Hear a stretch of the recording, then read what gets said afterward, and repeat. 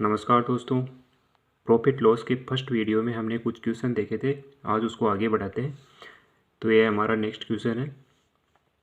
एक retailer whole seller से 30 वस्तुएं 27 रुपये में ख़रीदता है। मतलब जो रिटेलर है उसके लिए कॉस्ट प्राइस क्या हो जाएगी, सी की वैल्यू हो जाएगी 27, वो 27 रुपये में ख़रीदता है। अब आगे देखते हैं, यदि वह इसे उनके अंकित मूल्य पर बेचता है, मतलब जो रिटेलर है उसको बेचने की प्राइस क्या हो जाएगी, सेलिंग प्राइस, वो अंकित मूल्य के बराबर होगी, मतलब मार्क प्राइस के बराबर होगी। अब मार्क प्राइस क्या होगी, इसमें अंकित मूल्य दिया नहीं है, तो मान लेते हैं कि एक वस्तु का मूल्य, मार्क प्राइस जो अंकित मूल्य है वो 1 रुपये है। तो यहाँ पर 30 वस्तुएं हैं, तो 30 वस्तुओं का अंकित मूल्य क्या हो जाएगा, 30 रुपये। रिटेलर जो है वो 30 रुपये की चीज़ों को 27 रुपये में ख़रीद लेता है, 27 रुपये में ख़रीद लेता है। तो उसकी सेलिंग प्राइस क्या हो जाएगी, selling price is equal to marked price is equal to, और मार्क्ड प्राइस है उनकी 30 वस्तुओं की 30 रुपये। अब आगे क्वेश्चन देखते हैं। यदि वह इसे उनके अंकित मूल्य पर बेच देता है, ठीक है, ये इक्वेशन बन जाएगी, ये दोनों इक्वेशन बन गई। तो लेन देन में लाभ प्रतिशत क्या होगा, लाभ प्रतिशत के लिए हम इक्वेशन यूज करेंगे C plus x multiply C equal to selling price. मतलब कॉस्ट प्राइस में कॉस्ट प्राइस का x% प्रॉफिट ऐड कर देंगे तो वो सेलिंग प्राइस बन जाएगी। यहाँ पर लाभ प्रतिशत पूछा है तो हम यहाँ पर प्लस साइन यूज करेंगे। अब हमें x की वैल्यू निकालनी है, लाभ प्रतिशत, तो c और s की वैल्यू होनी चाहिए। c की वैल्यू हमारे पास है cost price 27 plus x, c की वैल्यू रखेंगे 27 इक्वल टू सेलिंग प्राइस क्या हो जाएगी, कितने में बेचता है, सेलिंग प्राइस जो है वो अंकित मूल्य पर बेचता है 30 रुपये में, तो यहाँ पर रख देंगे 30।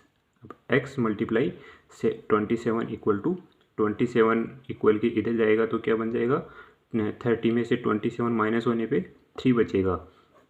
अब x की वैल्यू निकालने के लिए 3 से डिवाइड कर देंगे 27 को, 3 डिवाइड बाई 27 डिवाइड करेंगे तो आंसर आएगा 0.1111। अब ये परसेंटेज में नहीं है तो x को परसेंटेज में निकालने के लिए इसको 100 से मल्टीप्लाई करना पड़ेगा। तो x इज इक्वल टू, इसको 100 से मल्टीप्लाई करेंगे तो 11.11%, उसको 11.11% का लाभ होगा इस लेन देन में। अपना नेक्स्ट क्वेश्चन बोल रहा है, ए के पास 10,000 रुपये का एक घर है। तो यहाँ पर लिख लेते हैं ए, इसके पास 10,000 रुपये का एक घर है। आगे बोल रहा है वह इसे 15% के लाभ पर बी को बेच देता है। इसमें अगर 15% का लाभ ऐड कर देंगे, 10,000 में 10,000 का 15% ऐड कर देंगे लाभ, तो जो आएगा वो उसमें बी को बेच देता है। तो जब इसको सोल्व करेंगे तो 2 जीरो से 2 जीरो कट जाएगी, 15 को 100 से डिवाइड करेंगे तो 1500, 1500 और 10,000 11,500, वह 11,500 में बी को बेच देता है।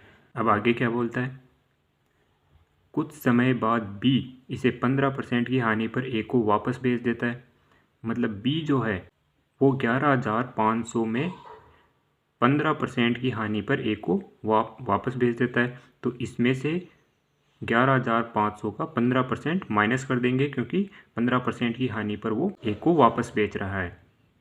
तो 11,500 का 15%, 2 जीरो से 2 जीरो कट जाएगी। जब 115 को 15 से मल्टीप्लाई करके और 11,500 से माइनस करेंगे तो इसका आंसर आएगा 9,775, 9,775। अब आगे क्या पूछ रहा है, ए का लाभ या हानि प्रतिशत ज्ञात कीजिए। ए का लाभ या हानि प्रतिशत निकालना पड़ेगा। ए के पास 10,000 का घर था, उसने 11,500 में बेचा और 9,775 का वापस मिल गया। तो ए ने बेचा 11,500 रुपये का, माइनस खरीदा 9,775 का, डिवाइड बाई उसकी ओरिजिनल कॉस्ट घर की कितनी थी, 10,000 रुपये, 10,000 रुपये। ये परसेंटेज निकालने के लिए हमने किया कि उसने बेचा कितने में, वो यहाँ लिखना है, उसने वापस कितने में ख़रीदा वो यहाँ पर लिखना है, और जो ओरिजिनल कॉस्ट है घर की वो यहाँ पर लिखेंगे। जब इसको सोल्व करेंगे तो आएगा 1725 डिवाइड बाई 10,000, अब इसको परसेंटेज में निकालने के लिए 100 से मल्टीप्लाई करेंगे तो 2 जीरो से 2 जीरो कट जाएगी। जब 100 बच गया, 100 से जब इसको डिवाइड करेंगे तो 17.25 ये परसेंटेज 17.25%, और ये पॉजिटिव में आ रहा है तो उसको लाभ होगा। और कितने का लाभ होगा? 17.25% का। ये हमारे पास आंसर आ जाएगा। अपना अगला क्वेश्चन बोल रहा है एक वस्तु का 2/3 हिस्सा 5% के लाभ पर बेचा जाता है और शेष 2% की हानि पर बेचा जाता है। एक हिस्सा मान लेते हैं x है, दूसरा y है। अब वस्तु का 2/3 हिस्सा 5% के लाभ पर बेचा जाता है तो इक्वेशन बनेगी, हम इक्वेशन यूज़ करते हैं यहाँ पर C + XC = selling price, profit loss या कॉस्ट प्राइस और सेलिंग प्राइस में रिलेशन निकालने के लिए हमेशा ये इक्वेशन यूज़ की जाती है। अब इससे निकालते हैं, वस्तु का 2/3 हिस्सा 5% के लाभ पर बेचा जाता है तो 5% के लाभ पर x क्या है? परसेंटेज 100 से डिवाइड करके लिखनी पड़ेगी, और लाभ पर बेचा जा रहा है तो यहाँ पर प्लस साइन यूज़ करेंगे, तो ये इक्वेशन यहाँ पर रखेंगे। लेकिन यहाँ पर 2/3 हिस्सा बेचा जाता है तो ये क्या है? C टोटल कॉस्ट मान लेते हैं। तो 2/3 हिस्से की कॉस्ट क्या हो जाएगी? 2/3। अगर टोटल की कॉस्ट C है तो 2/3 हिस्से की 2/3 हिस्से की कॉस्ट हो जाएगी 2/3 C। इसको कॉस्ट को भी 2/3 करना पड़ेगा, तो C की जगह 2/3 C रख देंगे और फिर ये इक्वेशन यहाँ पर पुट करके लिखेंगे तो क्या बनेगा? 2/3 C प्लस x की जगह रखेंगे 5%, 100 से डिवाइड करके 0.05 मल्टीप्लाई C की जगह क्या रखेंगे? 2/3 C, क्योंकि 2/3 हिस्सा है तो 2/3 C। ये हो गया अपने पास पहला हिस्सा। अब दूसरे हिस्से पर क्या बोलता है? शेष 2% की हानि पर बेचा जाता है। तो हानि पर बेचा जा रहा है तो हानि के लिए तो प्लस की जगह माइनस साइन यूज़ करेंगे और 2% को 100 से डिवाइड करके 0.02 यहाँ पर रखेंगे। और C की वैल्यू क्या रखेंगे? C की वैल्यू रखेंगे, अगर टोटल कॉस्ट C है और इसमें पहले हिस्से की कॉस्ट 2/3 C है तो बाकी का जो हिस्सा बच रहा है उसकी कॉस्ट क्या हो जाएगी? टोटल में से पहले हिस्से की कॉस्ट माइनस कर देंगे तो बच जाएगा C/3। ये हमारे पास दूसरे हिस्से की कॉस्ट आ जाएगी। अब दूसरे हिस्से की जब यहाँ पर इस तरह की इक्वेशन लिखेंगे तो दूसरे हिस्से में जो C है उसकी जगह क्या रखेंगे? C/3। तो यहाँ पर C की जगह C/3 लिखते हैं। C/3 हानि हो रही है, 2% की हानि हो रही है तो यहाँ पर माइनस साइन यूज़ करेंगे। 2% की हो रही है तो 100 से डिवाइड करके लिखना पड़ेगा 0.02 मल्टीप्लाई यहाँ पर C की जगह C/3 = सेलिंग प्राइस। इसमें भी यहाँ पर = सेलिंग प्राइस। ठीक है। अब क्या बोल रहा है? यदि कुल लाभ 400 रुपये होता है, कुल लाभ मतलब इस वाले के अंदर जो लाभ हो रहा है वो और इस वाले के अंदर जो लाभ हो रहा है वो, दोनों को ऐड कर देंगे तो वो हो रहा है 400 रुपये का। तो इस वाले में कितना लाभ हो रहा है? इस वाले में ये तो है कॉस्ट प्राइस, इसमें जब ये लाभ का परसेंटेज, जब लाभ ऐड किया, प्रॉफिट ऐड किया तो वो सेलिंग प्राइस बन गई। तो प्रॉफिट क्या होगा इसमें? सिर्फ ये वाली टर्म, ये प्रॉफिट होगा। तो इस वाले का तो प्रॉफिट हो गया 0.05 मल्टीप्लाई 2/3 C। और इस वाले का लाभ क्या होगा? इस वाले का लाभ होगा -0.02 मल्टीप्लाई C/3। मतलब नेगेटिव में लाभ हो रहा है, मतलब हानि हो रही है, तो -0.02 मल्टीप्लाई C/3 = दोनों का जो लाभ परसेंट है, लाभ है, वो टोटल कितना है? 400 रुपये। तो यहाँ पर लिख देंगे 400 रुपये। जब इस वाली टर्म को सॉल्व करेंगे तो ये आ जाएगा C/30 माइनस, जब इस वाली टर्म को सॉल्व करेंगे तो ये आएगा C/150 = 400। जब इन दोनों को माइनस करेंगे तो हमारे पास आएगा 4/150 मल्टीप्लाई C = 400। अब जब इसको सॉल्व करेंगे 150 को इधर ले जाके 400 से मल्टीप्लाई करना पड़ेगा और फिर 4 से डिवाइड करेंगे तो हमारे पास C की वैल्यू आएगी 15,000। तो उस वस्तु का जो टोटल कॉस्ट है, उस वस्तु का जो टोटल मूल्य है वो कितना आएगा? 15,000। ये 15,000 हमारा आंसर हो जाएगा। अगला क्वेश्चन देखिए, क्या बोल रहा है? एक विक्रेता 36 संतरे बेचने पर 4 संतरे का विक्रय मूल्य खो देता है, मतलब 4 संतरे का जो विक्रय मूल्य है उसका घाटा हो जाता है। तो हमें पता है कि लॉस क्या होता है। लॉस होता है अगर कॉस्ट प्राइस ज़्यादा हो जाए और सेलिंग प्राइस कम हो जाए। तो कॉस्ट प्राइस में से अगर सेलिंग प्राइस निकाल देंगे तो क्या आ जाएगा, लॉस। अब क्वेश्चन क्या बोल रहा है, उस हिसाब से लॉस, कॉस्ट प्राइस और सेलिंग प्राइस की वैल्यू रखनी पड़ेगी। क्वेश्चन बोल रहा है एक विक्रेता 36 संतरे बेचने पर 4 संतरे का विक्रय मूल्य खो देता है। 4 संतरे का विक्रय मूल्य मतलब सेलिंग प्राइस खो देता है। तो 4 ऑरेंज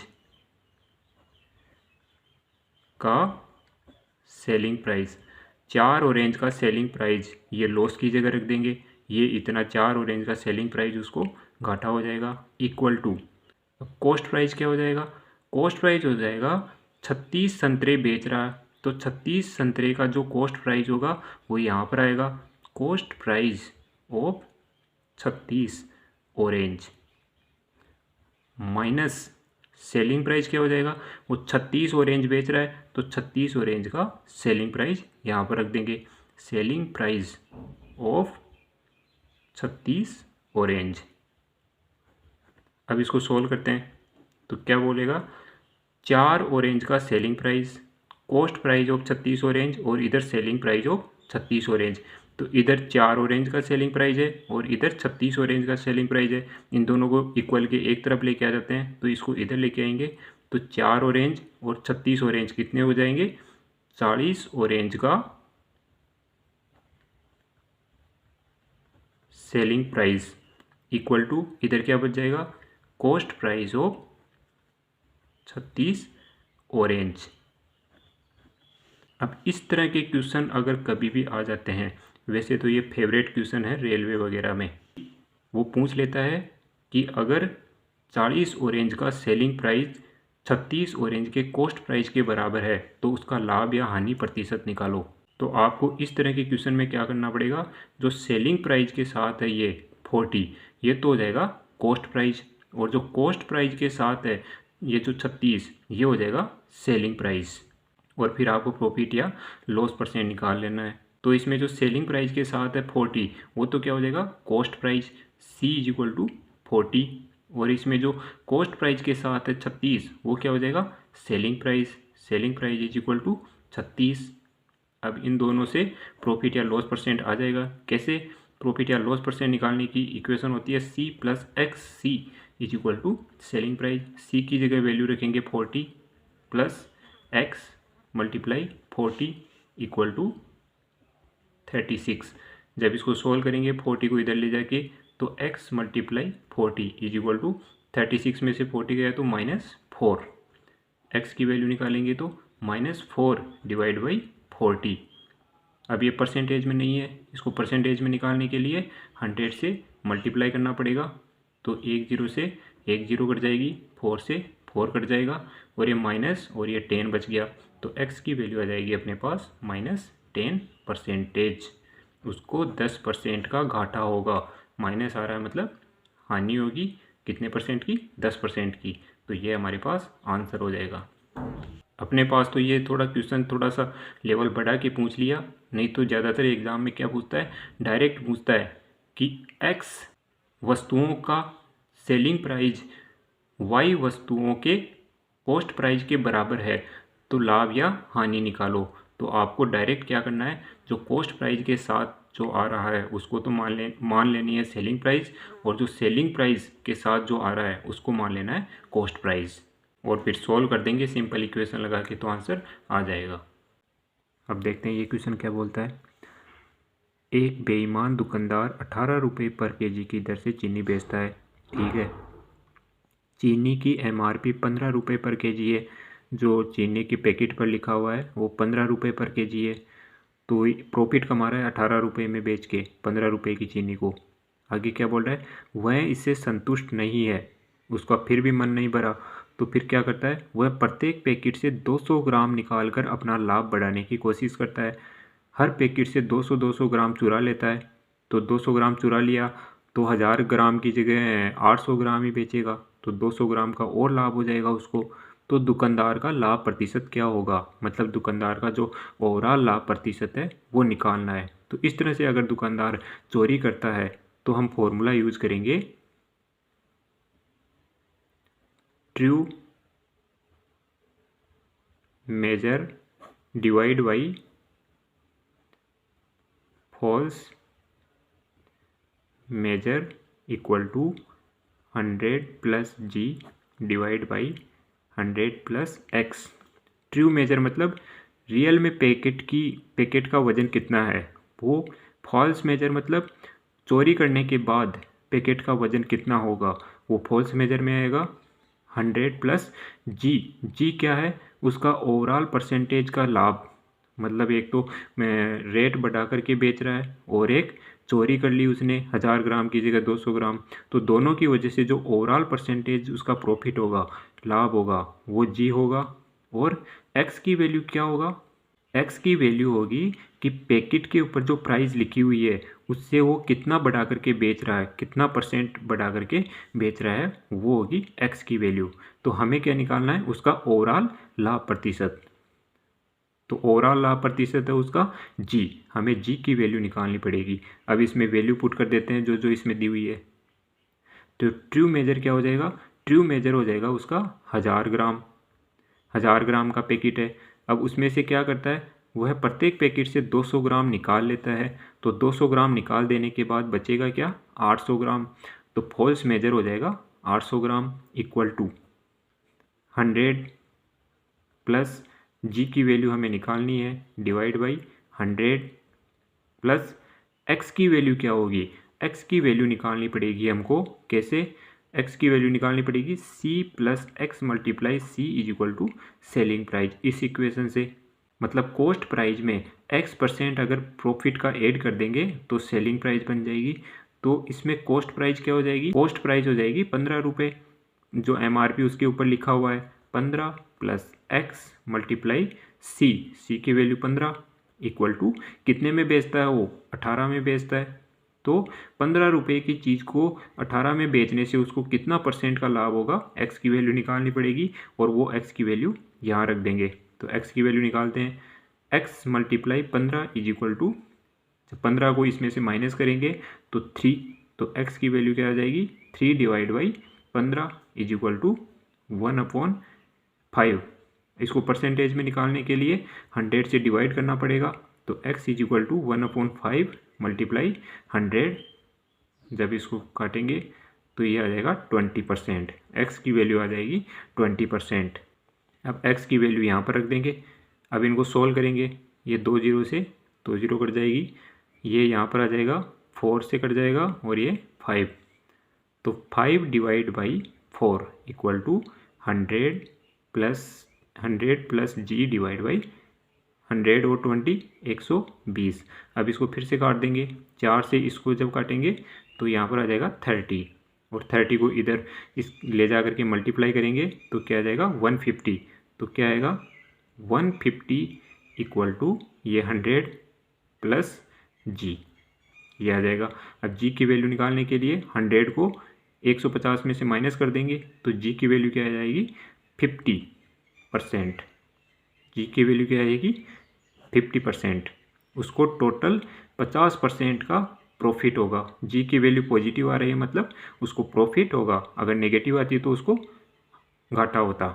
तो उसको एक तो MRP बढ़ा के बेचने से और एक पैकेट में बेईमानी करने से टोटल जो है 50% का प्रॉफिट होगा।